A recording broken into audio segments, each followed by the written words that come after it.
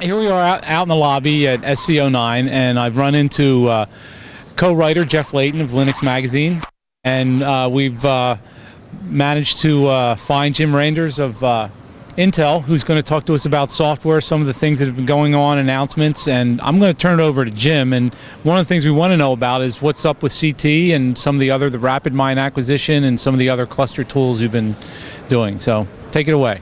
Absolutely. Thanks. Well, as you know, we're getting more and more cores in our processor. So, people are wondering, how do we take advantage of that? We've invested a lot in our MPI tools and things like threading building blocks, but I'm really excited about CT because CT takes a specific look at data parallelism. And it says, what could we do if we just focus on data parallelism and really do a great job at that? And then you could use it with some task parallel structures like TBB or OpenMP, or use it with MPI and message passing. And what we found is if you focus on data parallelism, we can get some guarantees about no deadlocks or race conditions are possible. We can also take advantage of multi-core, SSE, AVX, different SIMD instructions. We can send stuff off to co-processors or attached processors such as a Larrabee or an NVIDIA GPU.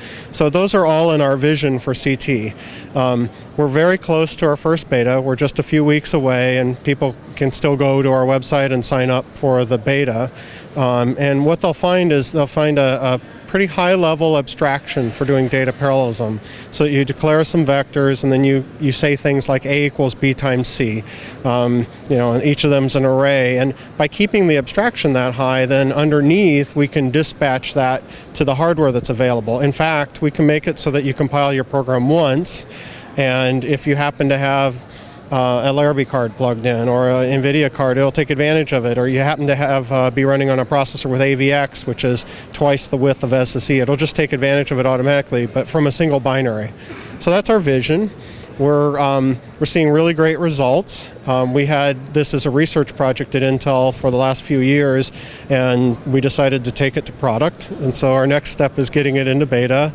That'll last a big part of next year, and then we'll be at product late next year. Now, RapidMind fits into this perfectly. We've had this vision to include things like NVIDIA support and really be aggressive at this, but that requires people, expertise, technology, and we had the opportunity to join forces with RapidMind, and we've acquired people, technology, joined the company in August, and I've been up to Waterloo, which is about an hour out of Toronto, wonderful place to visit a lot, and it's just going fantastic. The team is like they've always been together. Common mission. In fact, before the acquisition was done, we're up there talking about the problems they face, the problems we're facing with our CT, and wow, this all sounds very familiar. It's a hard problem, but it's one worth solving. And I think people really like what we come up with. We're committed to the cross-platform ideals that RapidMind had as well, because if you're going to encourage people to program a certain way, they should be able to use whatever hardware they want. Of course, we'll compete on the hardware side and make ours the preferred hardware, but the programming model needs to be pure to that. So I'm very excited about that, and that's where RapidMind plays in, and we'll be able to get our targets for other GPUs, specifically NVIDIA, done faster because RapidMind had that technology already, and that's a big boost because people want to know that we're serious about that. Well, of course, we're very serious about it, and we've definitely have the means to execute on that now. Well, that's good to know. Any news about your cluster tools? Any updates? I know you mentioned something about multi-rail. Yeah, absolutely. So yeah, we've got both an update to our tools to keep them up, do some bug fixes, some nice user enhancements and things, customer feedback. But we also just launched our 4.0 cluster tools beta, and that'll go to product early next year, and it includes, as you mentioned, multi-rail support in MPI, which is a pretty exciting development. As I was telling you before, it used to be exciting just to get one high bandwidth connections between your processors. Now people are putting multiple together, and the ability to use them simultaneously. Our current MPI will pick one and use it. our new MPI, I'll be able to load balance across them. And one of the things our MPI has is that it's hardware agnostic, so you can link once with a library and use it on a lot of different fabrics, which is why people like Intel's MPI implementation a lot. It lets you build one binary running on a lot of hardware.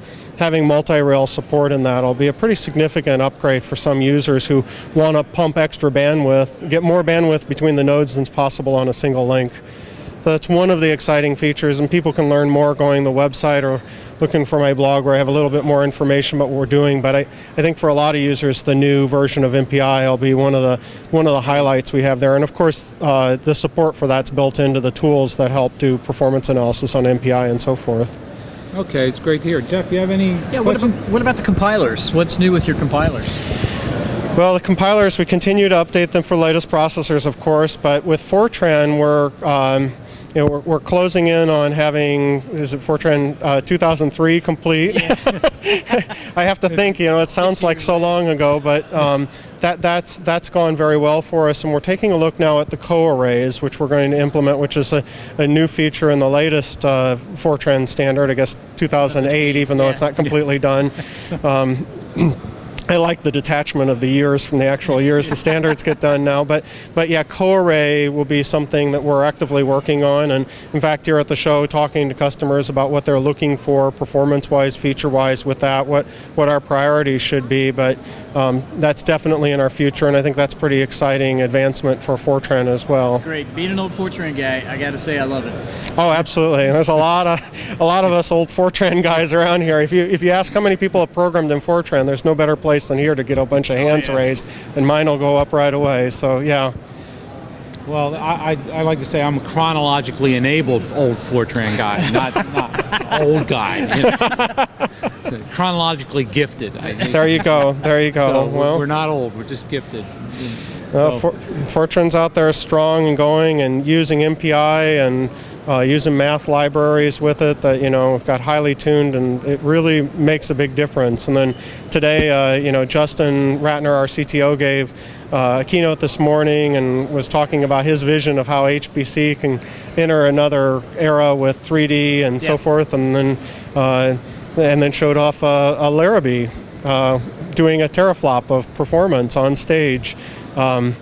That made me feel older than talking about Fortran, because I was one of the people worked on ASCII Red building a teraflop out of a whole bunch of cabinets, and now it's a chip. I can hold it in my hand. Yeah. So that's interesting stuff. So yeah, great. So thank you very much, and have a good trade show. And my pleasure. Thank you. And be sure to check out the CT beta if you're interested in trying it out. Oh, one question. Right now it's just for C++.